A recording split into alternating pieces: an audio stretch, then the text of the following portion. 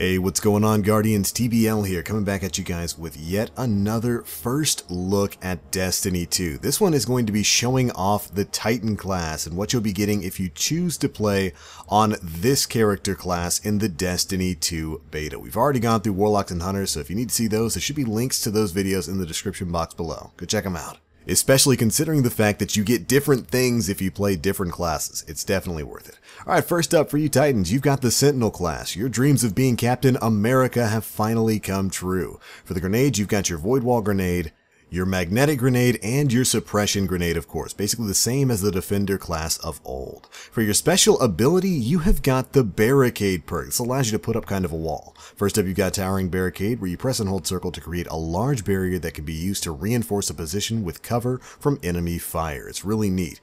After that, you've got a smaller barricade in the Rally Barricade. You press and hold circle to create a small barrier that allows you to peek over it while aiming down sights, and it instantly reloads your equipped weapon when you take cover. Not a bad perk at all.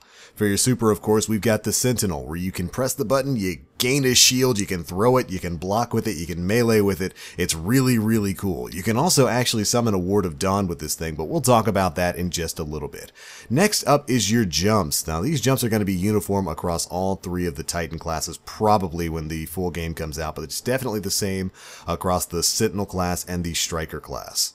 Alright then, and for your jumps, you've got the high jump, the strafe jump, and of course the catapult lift. Now jumps on Titans are going to be quite different from how they are in Destiny 1, so if you're a Titan skating guy, you might have to learn to walk again. You go straight up like a rocket rather than propelling forward like a jet. It's super weird, it's a lot to get used to, but you'll just have to manage. After that, we've got our two perk trees. The first one is the Code of the Protector, and it comes with the perk Turn the Tide, where your overshield from defensive strike lasts longer and increases melee damage and reload speed.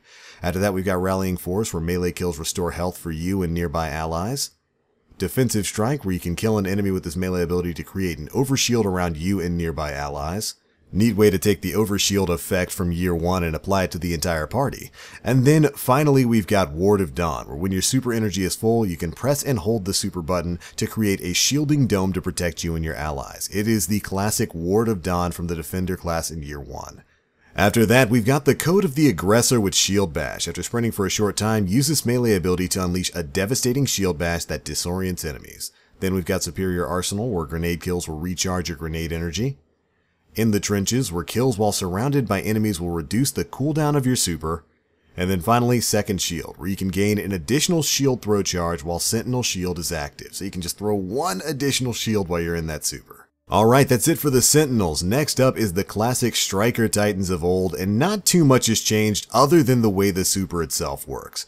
Grenade-wise, you've got all the same grenades. Your Pulse Grenades, your Flashbangs, and your Lightning Grenades are returning in full force.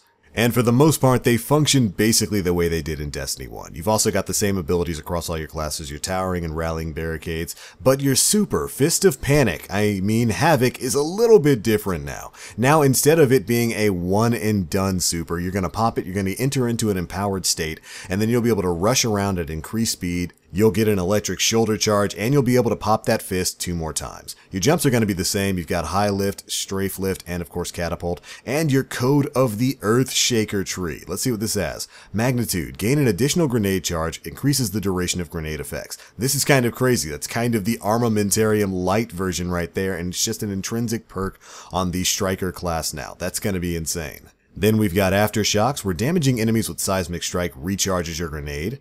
And just FYI, Seismic Strike is basically your new shoulder charge. While sprinting, activate this melee ability to slam shoulder first into your target and release an arc explosion on impact. Then we've got Terminal Velocity. Fist of Havoc's ground slam attack leaves a damage-dealing field in its wake and deals more damage the longer it's in the air. So stay in the air when you're activating that super and watch it burn. For the Code of the Juggernaut, we've got Frontal Assault, where you can strike an enemy with the melee ability to reload your weapon and increase your weapon stability. Then we've got the Reversal perk, where melee kills will immediately trigger health regeneration. Then Knockout, where critically wounding an enemy or breaking their shield increases your melee range and damage. A little bit of amplitude action there for you strikers now, kind of interesting. And finally, Trample, where killing enemies with Fist of Havoc extends its overall duration, so kind of like the Encore perk from the Blade Dancers. And there you go, Strikers, that's all your new abilities and toys to play with. Next up, let's take a look at some of the weapons that you'll get if you play as a Titan in the Destiny 2 beta. First things first, we have got the exotic auto rifle, the Sweet Business. Midway through the Homecoming mission, you're going to run into Lord Shaxx. He's going to give you access to his personal vault, and you'll be able to pull one exotic from it based on the class that you're playing as. If you're playing on Warlock, you'll get the submachine gun, Hunters will get the hand cannon, and you Titans get this bad boy. It's got Payday, which gives you a larger magazine and increases accuracy when firing from the hip, polygonal rifling, which increases its overall stability, high caliber rounds for their slightly increased range, as well as of course that classic flinch factor, business time, where holding down the trigger boosts this weapon's range and rate of fire, and automatically loads ammo pickups into the magazine, kind of like a super good advice effect. And finally, we've got Composite Shock, which slightly increases your stability and your handling speed. Overall, this is a pretty darn fun auto rifle. Got a lot of time to play with it in the Homecoming mission as well as in the Inverted Spire Strike, and I'm really digging it, even in PvP. It definitely holds up as a fun weapon. Let's take a look at what else you get if you start as a Titan. First up is the Does Not Compute Legendary Scout Rifle. Its intrinsic perk is the high impact frame, slow firing, and high damage. This weapon is more accurate when stationary and when aiming down the sights. Remember, legendary weapons now will all have intrinsic perks that give them extra little benefits. It's got the Red Dot 2 MOA for slightly increased range and increased handling speed, the Rifle Scope ST for increased range but decreased handling speed, and finally the Rifle Scope SSF for slightly increased range but slightly decreased handling speed. After that, it's got Steady Rounds for greatly increased stability but slightly decreased overall range, Appended Magazine for an increased magazine size. If you run that, I think it gives you about 3 extra shots, bumping the magazine from 10 up to 13. And then finally, we have got Moving Target, with increased movement speed and target acquisition when moving while aiming down the sights, just to kinda, kinda keep you on target when you're running around. Now, both the Nightshade Pulse Rifle and the Showrunner Submachine Gun were covered in previous videos, so we're going to skip on down to the energy weapons. First up, we've got the Minuet 42 Solar Damage Hand Cannon. It's a Suros one too, and man is this gun fun. It's a faster rate of fire, so probably a lower impact here, but it's really fun. Its intrinsic perk is Adaptive Frame, which gives it a well-rounded grip. It's also coming with the Steady Hand HCS for increased stability and handling speed, True Sight HCS for slightly increased range, stability, and handling speed, and finally the Crossfire HCS for increased range but slightly decreased stability and handling speed. So it's kind of a sacrifice there. Do you want that extra range or not? Drop Mag has the magazine drop on reload, wasting whatever ammunition you have left but greatly increasing your overall reload speed, and then of course the classic Flared Magwell for just a base increase to your reload speed. The final perk on this weapon is the Opening Shot, where you get improved accuracy and range on the opening shot of your attack. And there we go. Like I said, it's a very fun gun, very fast firing, and very accurate. Next up, we've got the Deathstalker 4AU Elemental Auto Rifle. This thing is going to be solar damage, and it looks awesome. It comes with a rapid fire frame, which gives you deeper ammo reserves, slightly faster reload when magazine is empty. It's coming with the Arrowhead Brake for increased recoil control, as well as increased handling speed, which is definitely good. It's got a rather high rate of fire, and this is going to help you stay on target longer. Next up is the Extended Barrel. This one's going to increase your range while decreasing your overall handling speed, and then Fluted Barrel, which greatly increases your handling speed and slightly increases your overall stability. Out of that, we've got Accurized Rounds for increased range, Steady Rounds for increased stability but lower range, and then Dynamic Sway Reduction, where when holding down the trigger, this weapon's sway reduction system boosts accuracy and stability over time. So the longer you fire, the more accurate it's going to get. After that, we've got the Phosphorus MG4 Solar Damage Submachine Gun. This thing looks kind of wicked. This gun's intrinsic perk is a lightweight frame, so you got superb handling and you can move faster when this weapon is equipped. Just a little bit of a boost to agility there. Then you got the Candle PS for greatly increased handling speed and slightly increased range, the Flash HS5 for the increased range and slightly increased handling speed, an Alloy Magazine for faster reloads when the magazine is empty, Steady Rounds for greatly increased stability but slightly decreased range, and Phase Magazine, which increases damage while lowering the rate of fire but decreases your overall magazine size.